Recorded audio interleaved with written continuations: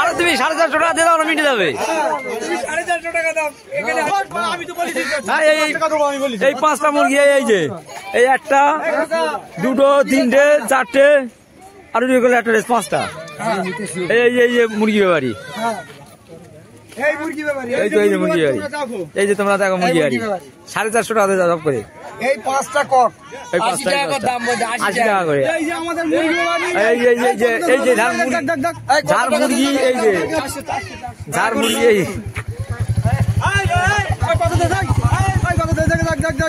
টাকাটা কোনো চল আমার হাঁস কেনা গেছে, তোর হাঁস কেনা, এই যে তোর ওই যে ছোট হাঁস, এই যে আমাদের ভরজ,